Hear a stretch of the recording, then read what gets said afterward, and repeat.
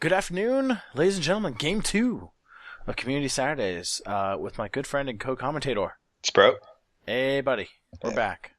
Again, a big shout out to MaskedSkull. I stole the thunder this time, motherfucker. Yeah, no, I'm okay with you doing it because I just can't. Again, demons, souls. Alright.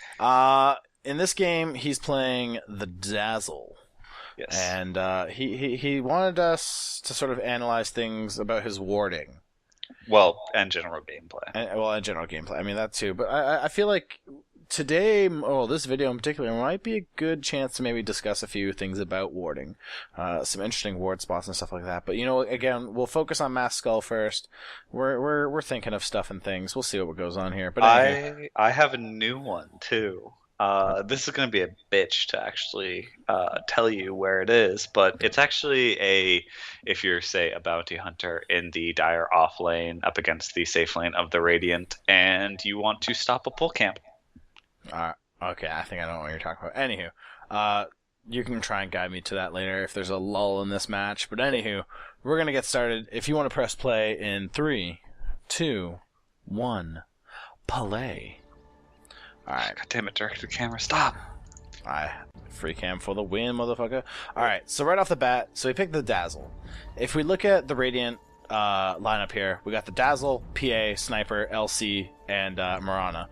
Now the thing is, normally this is actually an okay lineup. You have the support Mirana, mind you again, Mirana isn't the greatest support in the world, but she can, again, her spells are strong enough that she can actually pull off the support role well enough. And again, just in case, real quick, for people who maybe didn't watch the first video, the patch for watching is still 6.8. Some of the tooltips here might show the 6.81 stuff, but as far as the mechanics are concerned, this is still 6.8.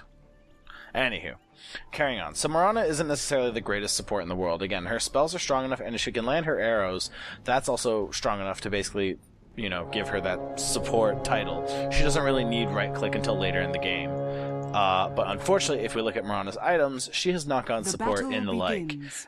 She's got Slippers, she's got her Iron Branches, and Tango Salve and Clarity. She's very much so going for that carry or quasi-carry role here, with Dazzle being the only one right now who's supporting, because let's face it, PA, Sniper, and LC are not going to do the job. Nope. Something you pointed out to me before we actually started recording, Sniper does not have items. Oh, because he bought a bottle. Rush. Okay, sure. I don't agree with it, because how often are you going to be using mana? Well, but also, how often? I think it's for rune control more so. But also, I mean, like, look at his right-click damage. It's nothing. It's 39. Yay! Yeah, so he's going to have a real hard time lasting for at least the first little bit here. Other items, I mean, if we look real quick at the rest of the Radiant lineup, the items are pretty typical. Phantom Assassin took a shield, Quelling Blade, and Tango, and LC here took the same thing. So, and again, what we're also seeing down here in this lane, you have two carries, yet again, who are basically together, up against a Bristle and a Broodmother lane. I actually like Bristle, and Broodmother's pretty cool, but I've been trying to play Brood, and I'm having troubles personally with microing. I'm not a good microer. Like, that's why I never got good at StarCraft, nor did I really like StarCraft. I just couldn't micro to save my fucking life. That's the worst part about me is I can't. The only reason I didn't like StarCraft is because I can't macro play. I can fucking micro for days, but if I can't produce the units or actually like get the fucking materials fast enough. Yeah, I can't micro. Anywho, so let's go back to Dazzle here. Looking at the wards, that right here, so right here, the first ward here in the dire jungle, just sort of in between, or just sort of slightly north of that, I think that's a medium camp most of the time. Yeah. Is that? Okay, yeah. It gives I think that's the other large camp. Is it the other large camp? Yeah. Okay, anywho, that's your greatest ward here, because it doesn't block this camp. It gives you vision here, here, and like along here too, right? So it gives you a lot of vision for, again, while not blocking your economy. Another okay one is right along here by the stairs, because again, it gives you vision of the stairs here, and that's sometimes pretty critical because, seeing who's coming up or down those stairs there could basically be the difference between fucking getting owned or not. The other ward here for the Radiant is right here, which this is a very common ward spot. If you look here, there's an eye, like a rune eye. That basically is the sort of global indicator for, hey, put a ward here. It covers this staircase here and the rune plus this huge chunk of the river here. So again, just good general warding spots, especially for this off lane here for the Radiant or the Dire safe lane. You told him to put it over top of the cliff by both stairs, right? Like, yeah, right near, like, you see like that fire pit there, but yeah, like a little to the right. Yeah. Basically. Okay. I was just double checking because yeah, I can't see your pings or shit. Yeah, you can't see my pings, and also you can't see my camera. Oh yeah. Well. But yeah, so basically right where that fire pit is, but move to the right. Yeah. And kind of in between the fire pit and like that weird obelisk thing. Hang on. So wait, the ward you're talking about that blocks the Dire safe camp? No, well, you can block the Dire safe camp. It's pretty easy. No, sorry. Bottom's gone missing, just so's you know.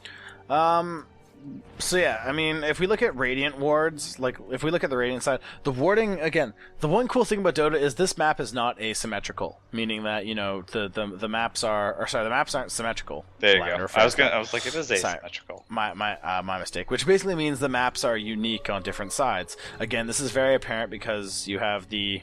Oh no, sorry. The lanes don't. The lanes are symmetrical. It's everything in between the lanes that aren't symmetrical. Lanes are not symmetrical. You take that back. Yeah. Yeah, you have the safe lane opposite the safe lane. Oh. That's symmetry. It's the shit in between. So like if we look at the Radiant Ancient Camp, it's totally different from the Dire Ancient Camp. No, well, okay, look at the distance between the tier 1 and tier 2 and the off lanes of both Dire and Radiant. They're not symmetrical at all. Oh, hang on. I don't know things, that's the problem. Anywho. Look at the distance between the towers. It's just huge on the Radiant, whereas on the Dire it's actually pretty tiny. I only know that because... Correct. Okay, yeah. I see what you're saying. It's entirely asymmetrical, to be honest. Yes. Anywho, so let's get back to MaskedSkull here. So warding here, again, if you're on the Radiant side, the warding's going to be a little different than if you're on the Dire side. I'm going to take some time to explain some Radiant wards here. So as far as top lane goes, you're doing well. Right here. If you want to basically block the safe camp here, which is this camp here that I'm pinging, you basically just want to put a ward like right here. Again, make sure the ward's in the camp. It has to actually be in the camp to block the camp. Sniper got a kill.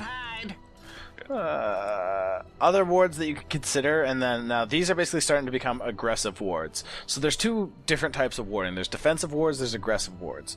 Defensive wards would be he just had a super aggressive ward, so yeah. Yeah, that's an aggressive ward. So basically putting it right here, it gives you the vision up to here, it gives you the vision up to here, it basically gives you vision all around. Oh wow, the Mirana and the Dazzle actually managing to push out a Slider. Mind you, Slider's level 4 and has no items to his name, but that's okay. So giving you really hard vision there. Other aggressive wards are right here by the staircase, just off the river. So the river, up the one set of stairs, into the other set of stairs there. Placing one here gives you good vision. Placing one here gives you good vision too. And those are actually really strong aggressive wards. Now again, they don't really give you vision of the rune. Especially this ward, it doesn't. But that's okay, because again, this is more of a defensive ward for the Radiant, by the way. Putting it right there on your Ancient Camp, if you put it right where I pinged, it actually still gives you coverage over that rune there. And if I'm not mistaken, I think it just manages to snag the Dire staircase over there, and it definitely snags that Radiant staircase there too. Tower is under attack. And that's all warding just for the top lane. You can really, if you want, put a ward wherever you want. I mean, it doesn't matter, but there are definitely better positions than others for warding. I just realized that he might actually be quick casting, but his computer could be ghosting. What? His keyboard could be ghosting. Dire's middle tower is under attack. Okay. When you hit 2 or more keys on the keyboard really fast, it'll ignore the second or third key binding or anything past the second or third key bind. Dire's middle tower is under attack. It's super technical, and I don't feel like explaining it. But no, I understand at least the base premise of it. But yes, you're right. That's just like, who cares? No, it's huge in gaming. That's why there are gaming keyboards, because they usually have like the ghost happening at like the 10th key press. My computer has. Isn't it just the difference between like a mechanical keyboard and a digital keyboard? Yeah, in the most case, but a lot of digital gaming keyboards are not made equally. There are keyboards that allow you to hit only 2 buttons, and the third's ignored. Mine lets me hit up to 7, and then my keyboard's ignored. I don't know what mine is. I think the mechanical keyboards basically are just less prone to it. I think that's the whole thing. The keystrokes are a lot more accurate, if I'm not mistaken. Yes, they are. Anywho. Totally forgot that that's the thing. Sorry. No, it's fine, I suppose. Picking up the sentries, I don't think you needed to pick them up. I think someone in bot lane needed them. Yeah, sentries are basically the hard counter to Brood. Broodmother is basically the counter rat. She does rat Dota, but not in the same way that Nature's Prophet does. She sits. This is kind of the thing I'm learning with Broodmother. Again, I'm trying to learn to play her because I think she's really interesting, but anywho. I was trying to explain it earlier. Yeah, her thing is she sits, and she's patient, and she waits, and she sits, and she waits. She doesn't really want to engage or do anything. She basically just wants to try and stay within EXP range. She doesn't really want to worry about gold. She doesn't really want to worry about anything else. Just XP is mainly her big focus. This Luna is just getting destroyed by minions here. Oh, that Stifling Dagger. If it critted, that would have been... Oh no, she's not even level 6 yet. Anywho. So yeah, Brood is basically the counter rat. And then what she does is when the enemies basically leave the lane, that's when she goes. That's when she pushes, that's when she attacks, that's when she does everything else. So again, she's a really interesting counter rat that again isn't really a rat. She's just annoying to fight against. And again, the hardest counter to a Broodmother is Sentry Wards. Because again, Brood is actually not that strong of a hero, like at all. She only gets strong if she starts getting good farm. And as long as she doesn't get good farm, she's honestly worthless almost. Good farm and tons of spiderlings. Yeah, because her stat gains aren't that great. I mean, she's got 2.5 for strength, 2.2 for agility, and 2.0 for intellect there. So her stat gains are actually pretty terrible. But anywho, let's focus on Dazzle for a second. We've kind of been neglecting him, mainly because we've been focusing on his warding. And his warding is, again, rather strong. I agree with Sproutt here in that, you don't really need sentry wards just yet. You're not really facing anyone that needs sentry wards. So just focus on observers and then focus on your support items, right? So make sure your observers are always up. Always try and keep always try and keep a ward over the rune. So either there or there. Is under attack. And just, focus on your support items. Go for that mechanism. If no one else is going to build mech, you get mech. I will say, I don't know, did you notice when the flying courier came up? Because I didn't. No, it came up before the 8-minute, I'm pretty sure, so I don't care. Okay, so not too bad. Dire's middle again, should still be earlier, typically speaking, like before 5 minutes tops. Flying courier doesn't show up until the 3-minute mark anyway. But again, before 5 minutes, that's when you should, have your flying up. The Dire just placed a ward, but sentry wards. So, you know what? The sentry wards have just kind of benefited him. He got basically 50 gold from that. Shallow Grave! Oh, if you managed a Shallow Grave there, you probably would have definitely saved that Marauder's life. Probably even have taken the Slider, too. He's starting to lose damage. Turn around and right-click him. Turn around and right-click him. No, he shouldn't because the Bane's right there. And he's enfeebled. The Bane doesn't have... Oh, yeah, he is enfeebled. Yeah, he would have done, 0 damage. Okay, he would have done done 40, but still. 40 is not that much. No, just Slider's at, negative 10 armor right now. Yeah, it doesn't matter because so was Dazzle. Anywho. So, wards and support items are the things you want to worry about. You are getting pretty decent last hits, too, especially when your carry's on a round. You're not afraid to take these last hits, which is giving you basically extra gold that, you normally wouldn't have had. Because, let's face it, supports typically never get gold. Yeah. Though, I've kind of taken it, I don't know, call me a dick here, but support should honestly be, as long as the fucking carry is not around, support should be as aggressive in last hitting as a carry. You know, always attempt to go for the last hit. Always try and get it. The only exception, of course, is if your carry is already there. Always let your carry prioritize last hits. But if you are second. Yeah, if your carry's out of range of the last hit and just like you know your carry's not going to get the last hit, then go for it. Oh man, you were just getting quilled like a motherfucker. But there's your shallow grave. That's going to get you out, as well as the Mirana ult there. Yeah. That's going to get you some pretty good safety. Bristleback, though. Don't stop running. Do not stop running against a Bristleback. This Bane, though. This Bane's... Oh, that was a bad Fiend's Grip.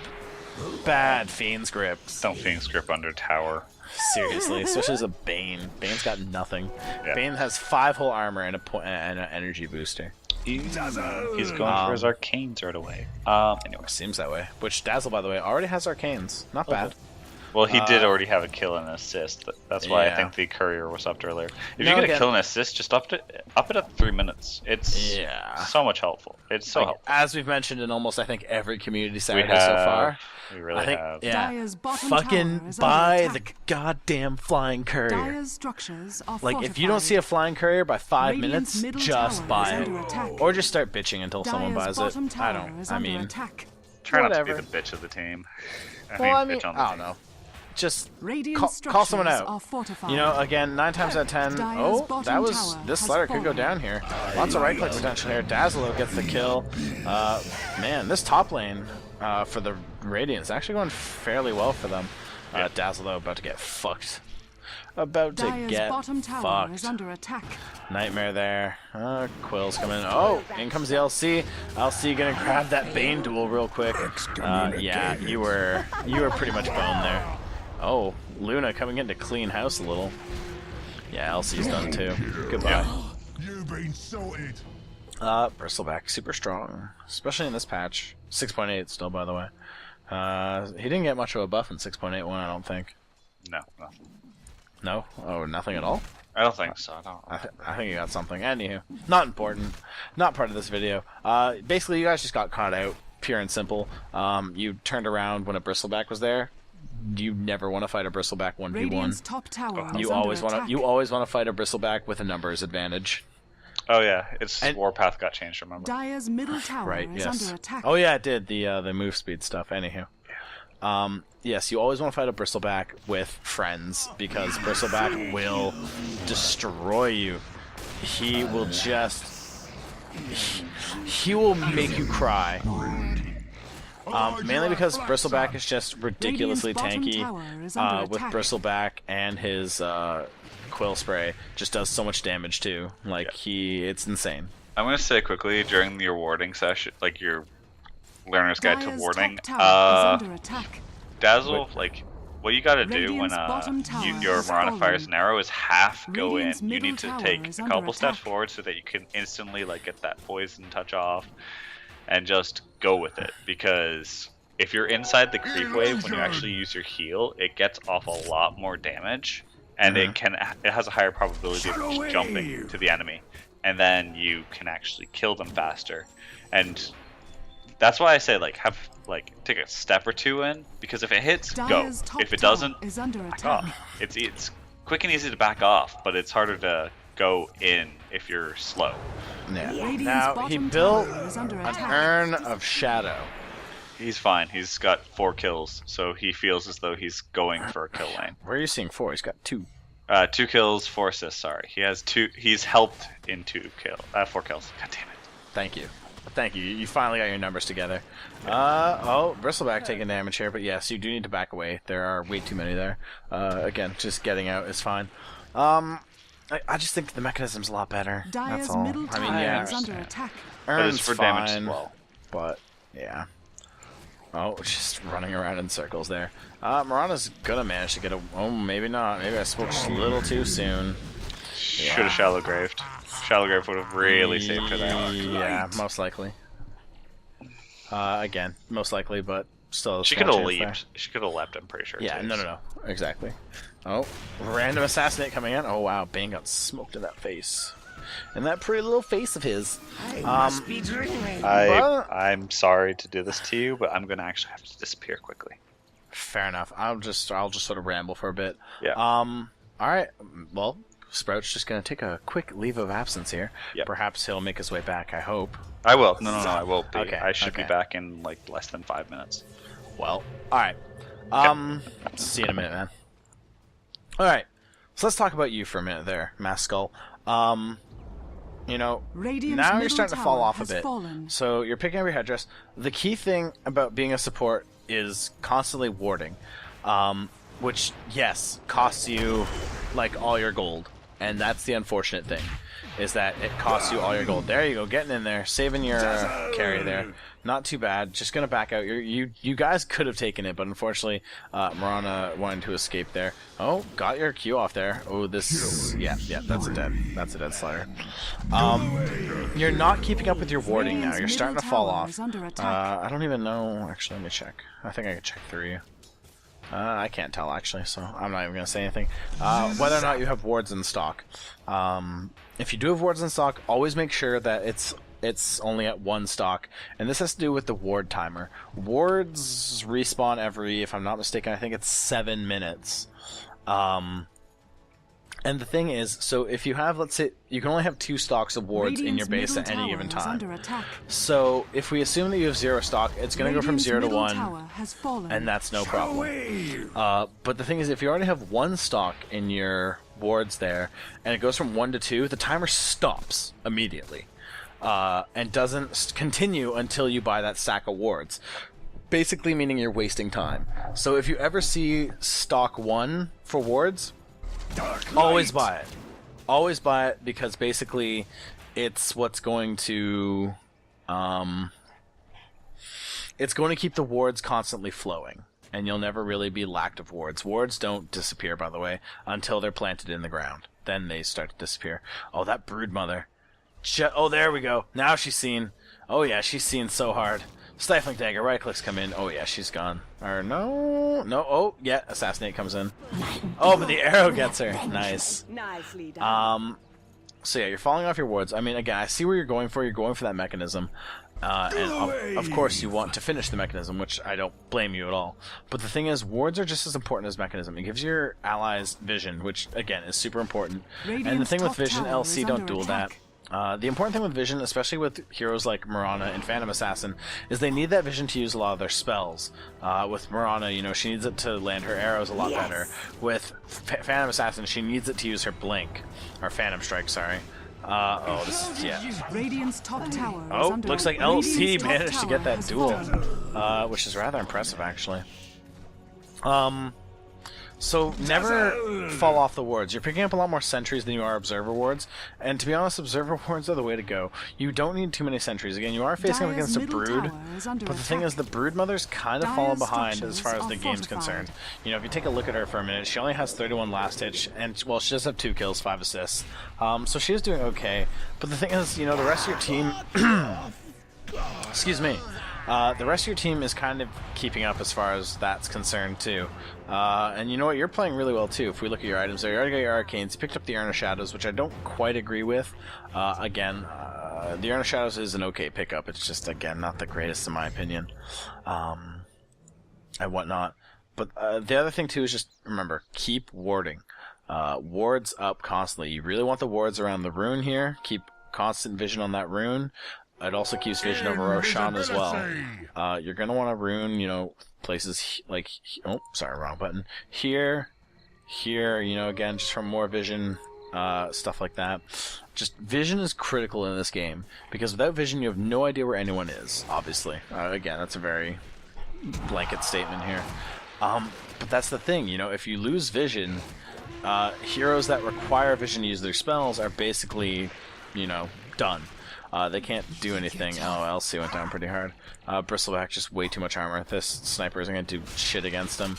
And no, this is just bad. Bristleback has hit a very critical mass here for himself.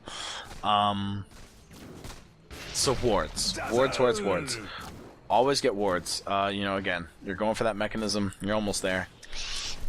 And I see what you're trying to do, but wards are very critical, and especially in a game like this where you're dealing with these very mobile heroes, mainly the Broodmother, where, you know, she very clearly, You know, she's constantly invisible. She's constantly moving around. She moves very fast. She has this middle lane here basically dominated with her webs, which gives her just sort of free reign to do whatever she wants as far as moving through the lane's concerned. And, you know, that's basically going to end up taking you guys out in the end. Very good. You managed to actually trade 3 for 2. No one up top there. But still, you know, wards are very important, especially against this kind of setup you're up against here with the Broodmother, the Luna, and the Bristle. Slider doesn't have a blink dagger yet, so he's not really quite a concern. But once he does, then he is. You have enough gold there to finish your mechanism at this point, which again, like, I don't know, you're playing really well right now as a Dazzle. You're securing kills, you're getting assists, you're getting last hits, like you're generating gold. And that's really helping you right now because it's giving you this potential to constantly buy wards and buy items that you need to carry on to, you know, be better here. You know, your next item will probably be a Force Staff, maybe. Bristleback kind of getting caught out here. A little. Yeah. Man, LC is actually starting to snowball pretty hard here. Yeah, you're going to go down, it looks like. No, there goes the Phantom Assassin. You actually might survive. Arrow into the slider there. So yeah, I mean, you know, there's not much to talk about with you. You seem to know your stuff. And it's very apparent by the way you play that you at least know your stuff well enough. Man, they are hunting you. Oh, they managed to get you. I was gonna say, damn, they were hunting you hard. You know your stuff well enough. I mean, as far as warding goes, I think personally, I'm gonna talk to Sproutt about this. Obviously, I think I'm just gonna dedicate like a video to that, where we just basically discuss game mechanics. It's kind of hard to sort of look at you and talk about mechanics at the same time. But I'm just gonna focus on you for just another minute or two here. You know your stuff. This is very apparent here. You know how to play. Again, you're missing your Shallow Grave a little bit, and that is kind of Dazzle's bread and butter. Is you throw the Shallow Grave. It works a little better if you're working as a team, like a legitimate team, because you can coordinate the Shallow Grave a little better. But basically, you know, it's a 5-second cannot die, and 5 seconds is huge on the right hero. And I'm back. Okay, welcome back. I was just talking about. I'm pretty much done talking about wards. I think we're just gonna dedicate a video to that. Okay. We're gonna. I think together, as Gummy Sproutt Incorporated, we're not incorporated, by the way. We're gonna maybe make some mechanic videos and see how those. Anywho, but that's neither here nor there. I was just about to talk about Dazzle's Shallow Grave, actually. Oh, okay. So I was basically saying, you know, Dazzle knows his shit. I mean, he just built the mechanism. He's keeping up with wards more or less. You know, he's using his ulti extremely effective too. He's using it defensively and offensively, which is something that you very rarely see. Because it's either one or the other. The other thing too is that with the Shallow Grave, you know, you have missed a few. And that's something you kind of want to work on because Shallow Grave is Dazzle's bread and butter. You know, yeah, the Shadow Wave, is really good. And, you know, some would say, no, that's just bread and butter. But no, it's the Shallow Grave. It's 5 seconds of you can't die. And if you throw that on the right hero at the right time, you could basically block the enemy's ultimates from doing anything. And that's huge. That's a game changer. Or it lets your carry stay alive an extra 5 seconds, which is 5 extra seconds of damage, basically. But the hard thing with Shallow Grave is timing it just right. Because if you use it too late, that's a dead carry. If you use it too early, the enemy is going to be able to redirect their damage at the last second.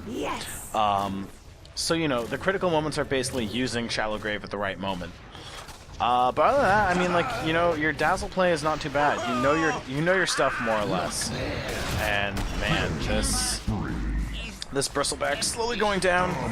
He's starting to hit that level of tank there. Man, you got wrecked. Phantom Assassin taking out Bristleback. Phantom Assassin doing okay, actually.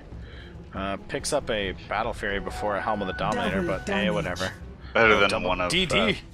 Better than the one that we were dealing with. That one. Fuck. We're not gonna discuss. We're not going to discuss. But the thing is, here's where you're kind of starting to fall apart here. I have a sneaking suspicion we're going to see in the item progression, but not really, actually. Interesting. Nope, the items are fine. Yeah, the items are actually... Man, this is what happens. This is what happens when you make a statement before you fucking figure your shit out. Yeah, surprisingly enough, you guys are winning in items. I can't remember if they win this game or not. But what we're actually seeing here... I'm not going to spoil it, because I actually remember the answer. Yeah, I can't remember. The one thing we're actually seeing, though, is, mind you there, it was a little unsuccessful, but Broodmother was doing what Broodmother does, which is basically hyper-push a lane when she needs to. She just kind of goes on her own, does her own thing, and then just hyper-pushes a lane. And again, the easiest way to counter Broodmother, Sentry Wards. He's about to pick up a Force Staff. I think he's just 80 gold short there for the recipe. Sell your wand. Sell your wand. You don't need it. Basically, it's a little too late for the wand. The wand will very rarely save you from anything at this point in the game. Yeah. Typically, ditch a wand by about 25 minutes, maybe 30, depending on how the game's going. But by about 25 minutes, that wand will most likely not save you. I think with Broodmother in your game, I would ditch the wand, get that Force Staff, and get a TP. Because you're going to want to have sentries wherever she is, whichever lane she decides to push, and just stay there. Yes, and that's what I was sort of saying while you were gone, is that he's maintaining his wards well enough. I kind of explained some of the ward mechanics, mainly about the shops and stuff. Do you know all the sentry ward mechanics? Do you understand those? I'm hoping you finally got that. Not off the top of my... I don't know all of them, but I do know a large majority of them. That Observer Ward's just gonna get fucked. Remember, kids, towers have basically Sentry Ward. They have True Sight, so Sentry Ward vision, basically. Yes. So don't place observers near towers until the towers are well gone. Oh boy, yeah, Bristleback's coming in, but in comes the PA. Shallow Grave, good job. A little early, but you're getting it, you knew that was the target. In comes Luna, and Luna just eclipses her way through. Broodmother just doing, her ulti. Ulti's so huge. Oh, hit the Bane. But yeah, overall, just maintain wards. You have the economy for it. Again, 7 kills, 9 assists. You have the gold. There's no excuse to never not have wards. But, the one time he did not buy wards is because he's trying to force out the mechanism. Yeah. So I saw what he was doing, but just, with a heavily mobile team like this, wards are incredibly important. Yeah. And again, also, stick isn't really important at this moment, and you haven't even used the charges since I've watched it charge up again. So, I was saying earlier that Urn of Shadows, Urn of Shadows wasn't a good pick. It would have been better to use that gold on the mechanism. Okay, Urn with me is always like a 50-50. I prefer the mechanism just because mechanism's fun. Armor, health. Well, the Urn, it heals for 400 or damages for 150. But the thing is, again, you'll most likely agree with this. Urn is early game.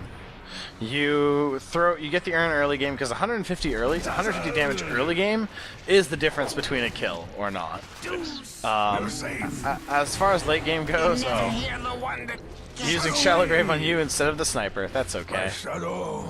Who needs carries anyways? Well, he might have double tapped it. I think that might have been it. Yeah. Whatever. I just realized that's why mine doesn't actually work, because I'm quick casting. Yeah, double taps don't work if you quick cast. A lot of the time. I know Blink TPs don't work. That pissed me off when I found that out. You poor soul. Oh, I was playing one game and I just teleport right to the tower beside me. I'm like, wow, I'm going to be featured in game fail soon just because of that. Get the fuck out of here. But yeah, again, not too much to say as far as your gameplay is concerned. Again, the stuff I do sort of have criticisms with is just straight up technique. It's straight up just practice. It's just learning the hero and getting better at executing, which, again, that's like 90% of Dota. Mechanics are like 80% of Dota. Just straight up mechanics. Well, mechanics to a point. 5% is knowing the interactions of certain skills with other skills. Yes. And then I argue execution's a little more than that. Mechanics are they make up. I don't know. It's a mesh. It's a mesh of the two. Like, you need to know the mechanics to understand why you do what you do, and then you need to execute what you do. It's about 50-50, and then you got 10% for the knowing For the skill interactions, and you got like another. Well, for synergy, basically. Then you got like another 5% for knowing how to lane. Well, to last hit. Then you got 15%. That's all mechanics. That's all mechanics. I know. It's mechanics, and then doing it well is the execution part. I think mechanics are more tilted in mid lane. Well, mechanics is this. Hype. Here's a mechanic. Radiant Last hitting. structures are fortified. Right, that's a mechanic. It's wave, last wave hitting. control. Wave control. Yeah. Oh, wow. LC, the hard counter to Brood. Not even a contest. LC and basically any AoE hero is the hard counter to Brood, if you want to be 100% honest here. Sentries will fuck up a Brood. Radiant's bottom tower Especially has in the early game. Brood just has nothing. Brood is relatively, I don't know, she's strong in a way, but she's also extremely useless. Yeah. She's got that nice like wall climbing webs though. Yeah. She can just go anywhere. She has like true movement. Fuck That's y'all, awesome. I'm out. But again, so not much to say. Like you know your stuff. Your build is solid enough, and the criticisms are so minor. It just boils down to basically practice and refinement. Yeah, that's all it is. You know, and also like the problem is we only do like 2 games. It's not a large sample of how you play. It's you're sort of picking games that you think you didn't do well in. But the fact of the matter is, Dota's a team game, so maybe you didn't do well, or maybe you did really well, but you still lost. Let's say I don't know if you lose or win this game. Looks like you're winning. So if that's the case, then fine. But like you know what, you played well, and I think your one thing you mentioned was that you didn't feel like you were doing much of anything. But that's kind of the thing with supports is on the surface you're not really doing much of anything, but underneath everything at all, like you're the reason this game lasted 35 minutes. If it was basically a team of all carries, this game probably would have been over in about 20 minutes. Not even. We'll say maybe 20 minutes. I'm gonna say you could probably pull it off in Dyer's 15. structures are fortified. But that's the thing, so Dyer's supports middle on the tower surface, is under attack. it looks like they're doing nothing. But it's all underneath that, like, that's where it matters. And, like, you're doing everything perfectly. Or maybe not perfectly, but you're doing everything really well. You're healing. You're keeping your carries up. You're using your ultimate extremely effectively. You're using it both offensively and defensively. Helps that most of the people he's playing up against do not move out of the damn circle. Yeah. No, Again, I think that they don't know how Dazzle works Dyer's middle to tower begin has with. fallen. So, again, that's solid. Also, LC is just starting to snowball really hard here. Yeah. Well, Dyer's anyways, middle barracks has fallen. I have a quick thing I want to say, and Dyer's this middle is barracks technically a has shameless fallen. plug, but screw you, I'm gonna do it anyways. I want to maybe get you in on this stream. When we start streaming, which will be at the end of the month of May. I want to get you in, and I want to make you play a hard carry, or a carry in general. I want to see how... No. MaskedSkull. I want to see how you play a carry, because that will actually show me more mechanics than anything else would. Well, no, it only... well... It shows... No. Shows you positioning, shows you positioning, shows you last hitting, shows you build efficiency, shows you... I feel as though hard carries, especially hard carries, show you a little bit more about a player's ability, because positioning is freaking huge. It's huge. It will teach you how to position with a lot of Dyer's middle tower because has you go fallen. from being super Dyer's high middle damage tower to has fallen. say versus high damage, high tank, moderate, high Dyer's damage. ancient is I radiant. want to point this out real quick. What they just did right here was super fucking pro. Normally you see in a lot of pub games, you go around, you take the other fucking racks because you're dumb as shit.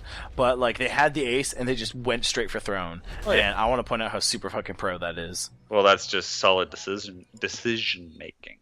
Pretty much. Overall, but yes, I mean streaming, sure. I don't know. what? Streaming maybe mid We'll see. between mid and carry, I would say. You're our PR dude. I just do all the tech stuff. Yeah. I'm just saying that because those lanes are reputable as the most depends on if you get a tri lane, but they're more mechanic heavy, and it will show you what you lack. It really shows you what you need to work on for anything else. Even support, because some supports have really bad attack animations. So if you learn how to deal, CM, or Zeus if you play mid. Yeah, Sorry. Zeus's attack animation is pretty bad. It's like the worst in the game. Anyways, it's just Drowses, if I'm not mistaken. Whatever. It's just one of those things. Solo offlane teaches you how not to die or how to not miss position, because if you miss position once, you're dead. Mid lane teaches you how to control the wave, control the enemy, and watch out for ganks, basically. It can actually teach you how to ask for ganks and which way you want them to come from and all this stuff. And carries are very much the basics of positioning, buying things that are efficient, not inefficient. Because if you buy an inefficient item, you probably just throw the game. It can usually be that bad. Well, it also teaches. Oh God, fuck. I'm sorry. It also teaches you how to basically press the advantage. You want to pick one item over the other, obviously, and when you have gold, you have to ask yourself, okay, what item do I need? Right, what item will help press my advantage? And I mean, honestly, it God damn it, Sprout. It depends on, I can't say like, oh yeah, you do this into this because that's just the way we do it. No, it obviously depends on the game and the hero. There are some items that just sort of act as a blanket statement. Helm of the Dominator, always a good strong opener depending on which hero you're playing. Faceless Void, Mask of Madness. Yeah, Faceless Void, the Mask of Madness. Vladimir's Aura, if you're playing the Lycan or Ursa even. Well, not so much anymore. Ursa can take Helm of the Dominator as of 6.81. Yeah. Or like if you're going for someone that just does flat damage, maybe you're playing a Weaver and you're getting a huge lead, pick up an early Demon Edge. Just get flat fucking damage. I say go Lincoln's in all cases. Oh yeah, no, Lincoln's the right choice. But I mean, that's the thing. It really depends. It really depends on what you're doing, and it depends on the hero you're playing. And not only that, then like if you're losing, how do you come back? Exactly. Because yes, you can come back as long as you're not getting stomped. So that's when you pick up items like the Sanj and Yasha.